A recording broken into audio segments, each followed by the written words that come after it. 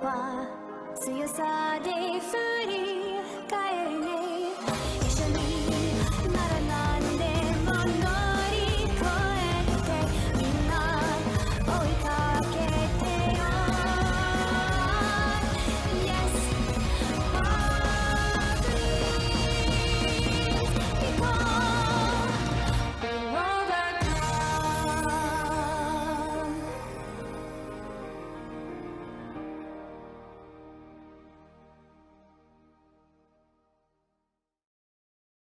Asagao Academy, Normal Boots Club. What is going on, everybody? It's Rooks2. I'm back with Asagao Academy. Now, if I remember, we entered our dormitory, as you can see from all the boy posters and a bunny, for some reason. Look at that tiny radio. I never noticed that when I first played it. And those things look like Xboxes. Like the old Xbox. I'm dumb. Let's just get on to the game. A faint smell of potpourri wafted through the room. The walls, like the hallway, were a soft, powdery pink. Maya already defaced them with a tapestry of posters, magazine cutouts, and photographs.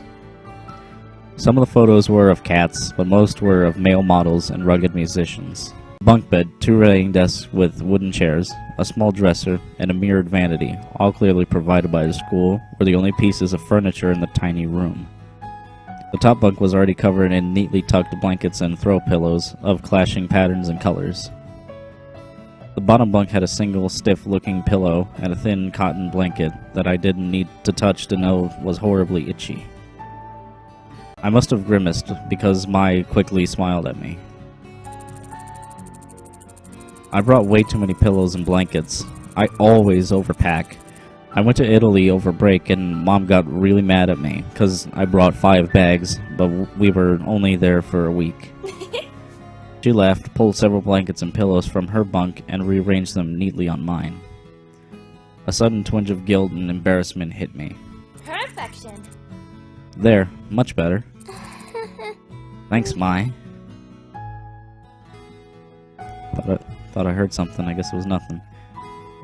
I placed my suitcase on the bottom bunk and began to unpack its contents.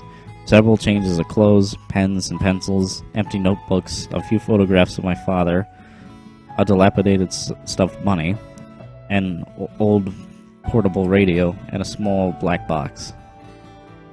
Mai opened the curtains and the sunlight poured in. So, where are you from? Had to take a sip of coffee there.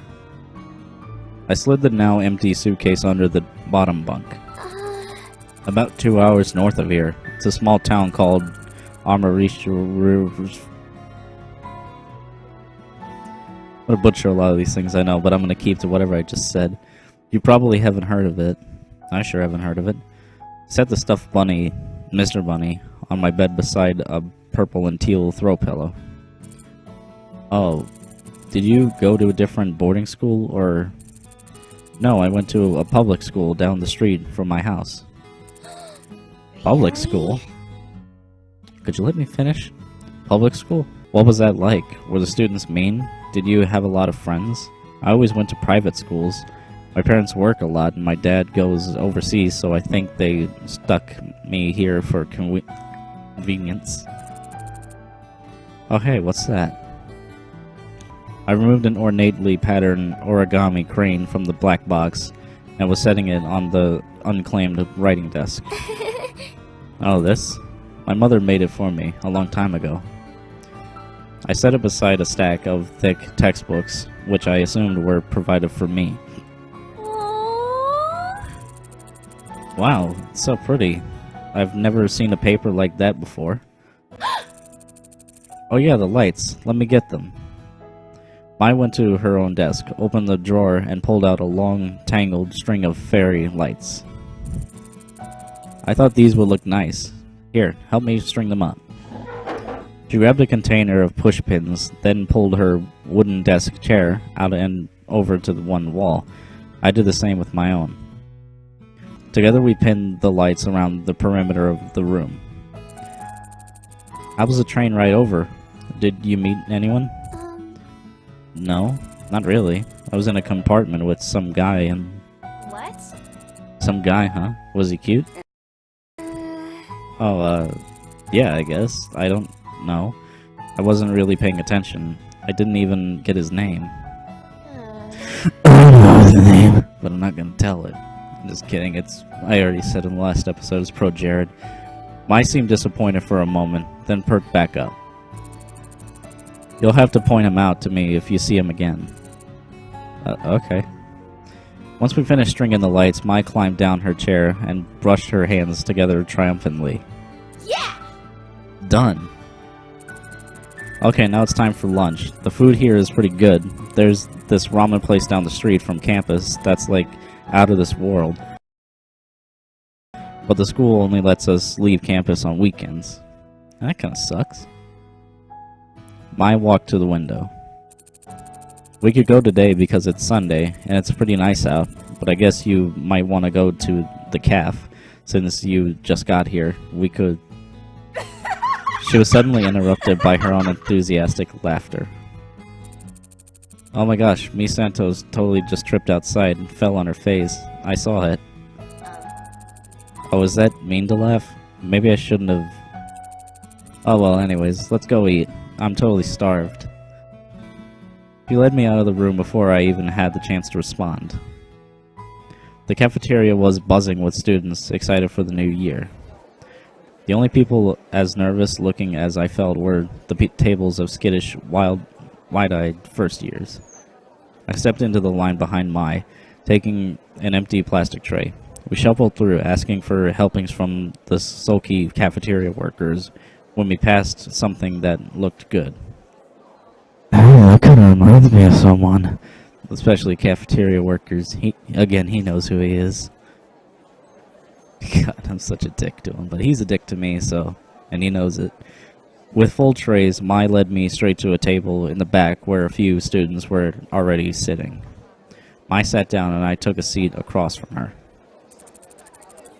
Hi Mai, how was your break? It was good. I went to Italy and Spain. Dad fell off a ski jet and I had broke his ankle. Uh-huh. It's better now, though. Oh. Well, that's nice. Indeed, that's nice. God, you gotta love coffee. I expected to be introduced, but the girl turned back to her own group of friends, and Mai turned back to me.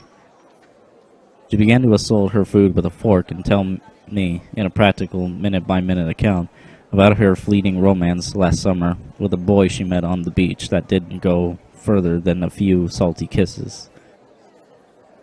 That doesn't sound pleasant, a salty kiss. I guess she means water.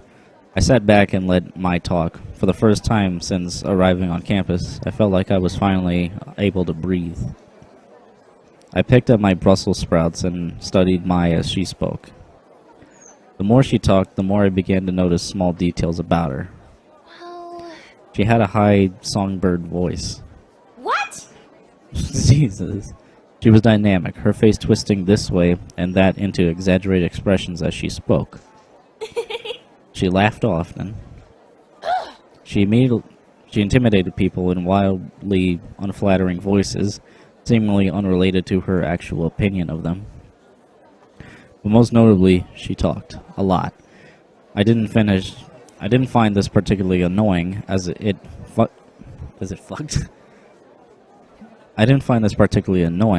filled the silence and she hardly ever asked questions that required my full attention.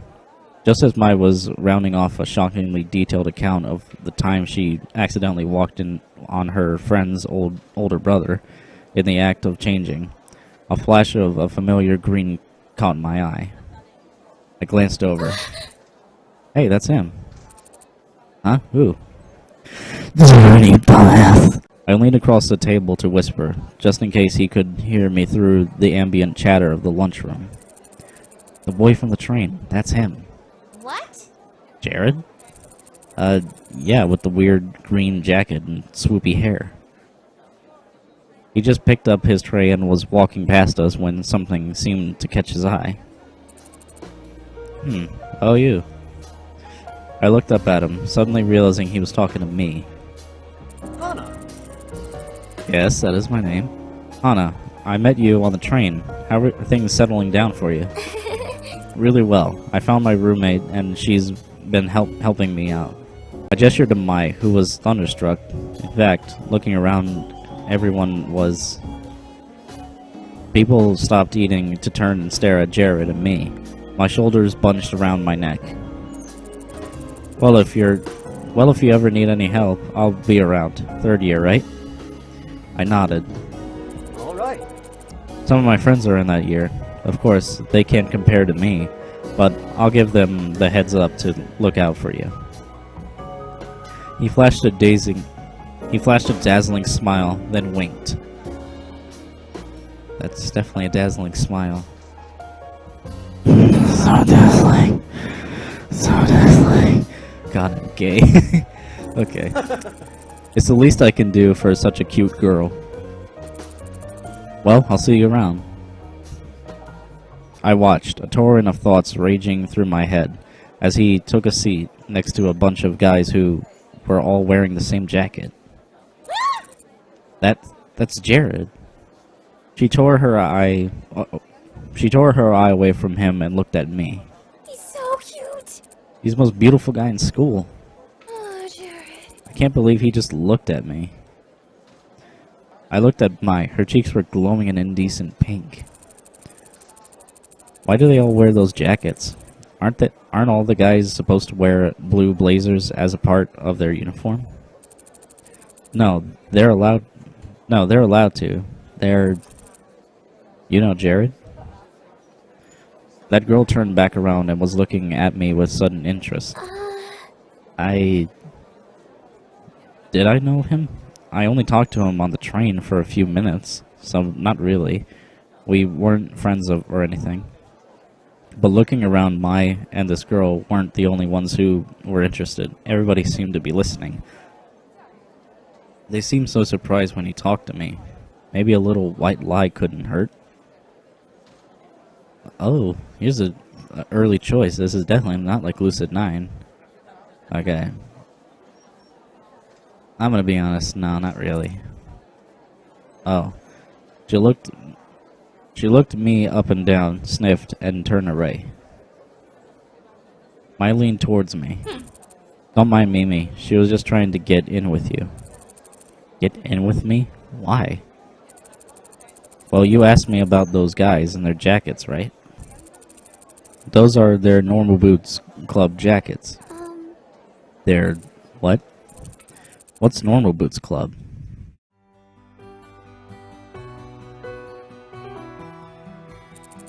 It's a club we have at school here. It's like totally exclusive and full of only the coolest students. I know every single one of these guys. All of them. I love these guys especially because they have beards. God, I'm so gay. Anyways. They get together and play video games. Or something. Yeah, they mostly do play video games. I look, especially this guy here. That's PBG. He always plays games, no matter what. It's a lie. He does other things. I love how Jacques right there, which is John's bird here, he's also in the club for some reason. Why would a school allow birds? That's my question. That one right there is John. Hey, I was just talking about him. Also known as Jontron. His bird's name is Jacques. Yeah, I already know that. John is also the president of the drama club here at school. He would be.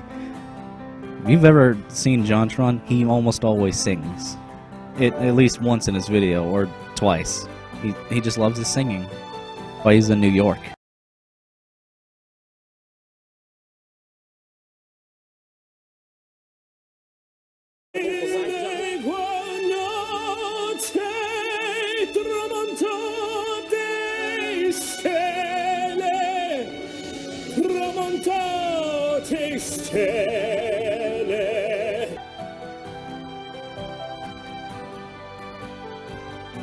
Anyway. Next to him is PBG. I already know that.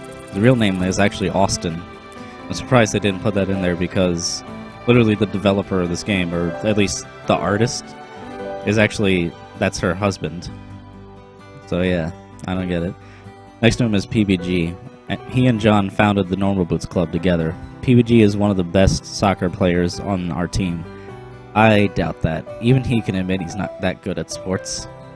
Sometimes. Then there's Gerard. People call him the completionist because he's obsessed with completing things. He has the biggest itty bitty kitty collection I've ever seen. The hell is itty bitty kitty? Whatever. That is true, he does like completing things. Next to him is Jared, also known as Pro Jared. He's a model. Then there's Satchbag, but everyone calls him Satch.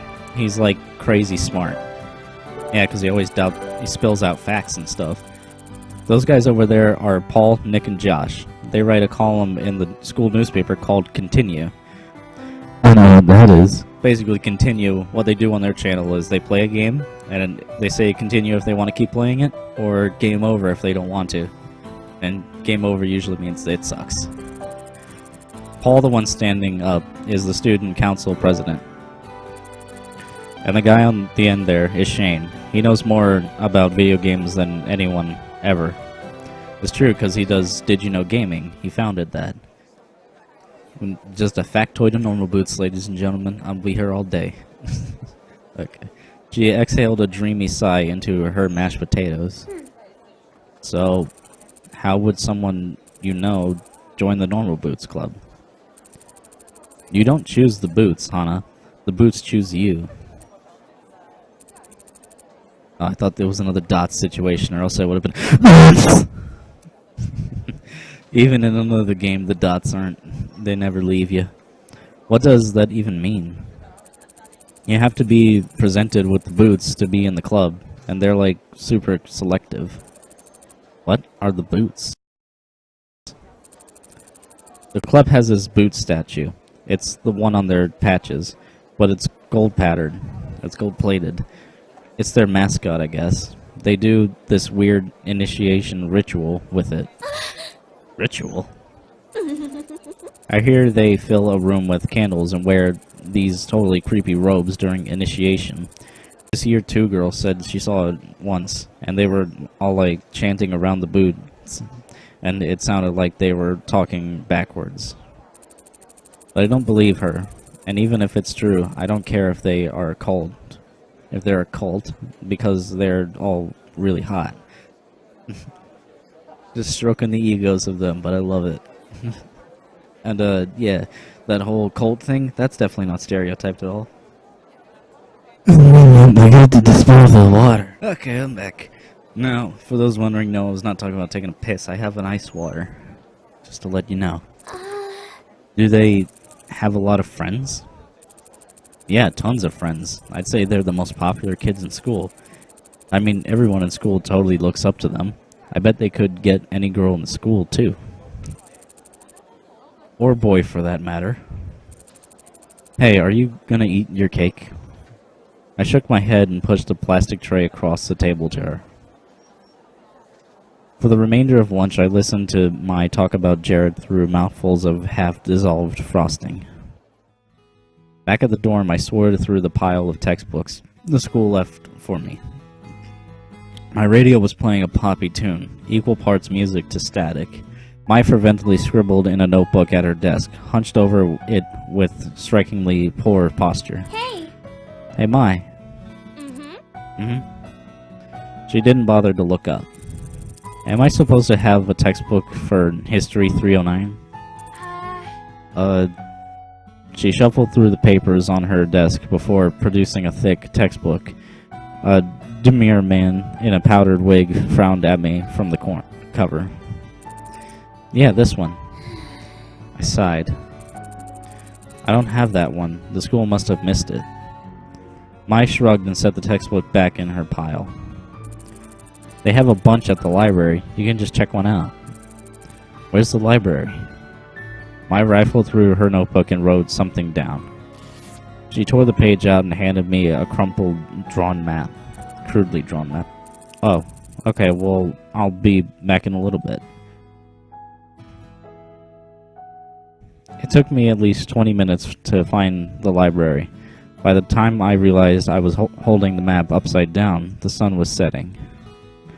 The library was much larger than I expected. The walls lined from floor to ceiling with books of all sizes on rough wooden shelves. Intimidated, I headed for the front desk. A recognizably green and gray jacket was bent behind the counter. Normal boots. I briefly considered running away. Hey. It's Satch. Can I help you? Too late. Yeah. The school forgot to give me one of my test books. I was told I could get it here. Which one is it? The History 309 textbook. He stepped from behind the counter and motioned me to follow. We dodged between the aisles in a comfortable silence. He seemed friendly enough. I should say something. What was his name again? Shane? Gerard? John? No, not John. Satch. Yeah, it's Satch, dumbass. Huh? Oh, you work here? Of course he worked here. He chuckled, dimples appearing in his cheek. Yeah, I'm the librarian's assistant. It's my second year and I love it here. I get to help people find books that speak to them. His eyes twinkled like a kid on Christmas. Your book's right down there. He stopped at a row of thick, dusty books. Was this all history? And pulled out the book with the powdered wigged man I saw earlier. Thanks. He waved his hand. It was nothing. Do you need help with anything else? I wanted to make a good impression on the Normal Boots Club, but I couldn't come up with anything. No. Thanks. Copacetic. Copacetic? Okay, you're welcome. As we headed back through the cavernous library, my unease melted away. We weren't talking, but just being near him felt like being wrapped in a soft blanket. I resisted the urge to snuggle up to him. That's cute. We neared the front desk, stepping around a clump of studying students. As we passed, one of them shifted. Something white flew past my face. A thick piece of triangular paper lay at my feet. I bent over to pick it up. It was surprisingly heavy. There was a quarter inside it. If I was just a hair slower, it would have hit me in the face. The student snickered, and I recognized the boy that made fun of my hair this morning among them. My heart dropped. I scanned my memory for anything I might have done to offend them, but came up with nothing. My hand started to shake. I hid it behind my back, trying to think of some way to defend myself. Why did you do that? What do you mean? We were just messing around. Are you suggesting we did it on purpose? I flattered. There was nothing I could say. I was outnumbered. They would twist my words around, no matter how straightforward I was. No, sorry. One of the boys held his hands out for the paper. I inched closer to give it to him, angrily at myself for being so compliant. I wish I were... A gentle warmth closed over my hand and took the paper from me. Satch examined the paper closely. I see what the problem is. Your aim would be better if you cut the corners before you folded it. He placed the paper on the table. The boy looked at him in sheer awe. Be careful though, you almost hit her, and that would have been awful. My hands began to sweat as panic shifted through me, afraid of the response, but... Geez, we're sorry. We'll be careful next time. Yeah, it was an accident. They apologized? Thanks, I appreciate it. He gave them a wide smile and continued off down the aisles. I followed closely behind, my legs weak. Don't tell me they stopped because of him, simply because I was with him. I wanted to thank him, but my heart was pounding so hard I knew my voice would shake. We reached the front counter, and he scanned the history book. My lips trembled as I willed myself to say something, anything to thank him. He tilted his head to the side. What book do you like to read? Oh, fiction? He chuckled. I just finished a good book. I think it'd be right up your alley, if you don't mind me saying. He reached under the counter, pulled out a thick green book, and passed it to me. A man in black stood on the front, hugging a woman in royal robes. It's long, but it's one of my favorites. The Princess Betrothed. I know things can be tough transferring to a new school. If you're ever worried, just read this. It'll transport you 100 miles away in a second. Tears stung my eyes, so I ducked my head. Satch. Thank you, Satch. For more than just the books. You're welcome. Oh, I'm sorry. I don't think I got your name. My name is Hana Mizuno. Okay, I'm a transfer student. Hana. Well, it's nice to meet you, Hana. Let me know how you like the book. I will. That couldn't have gone better. Not only was Satch possibly kind, but being around him felt easy, refreshing. Like being doused in the mist of a waterfall. Oh gosh, what was I thinking? My cheeks hot, I left the library. 2 surprisingly heavy books under one arm. Alright, I think what I'm going to do is leave that off for the next episode. It was a little eventful. We got an introduction to the whole cast of Normal Boots. I know every single one of them, honestly. Just wait till we get to Hidden Block, then I may only know 2, and I may have to look up who they are, but I don't know. That was kind of fun, though, you know, Satch protecting me and whatnot, because I'm a weak girl. Or dude, considering I'm a dude, actually. God, this is bad. That, I love it. And I hope you guys love it too. I mean, that's why you watch my content, right? Anyways, if you guys enjoyed that, give it a like, give it a subscribe, and all that stuff. I've got nothing else to say. I'm slightly tired. I did have some coffee during this whole playthrough, so at the very least I should be awake. But, as always, I will see you guys in the next episode. Okay, for real now. Peace.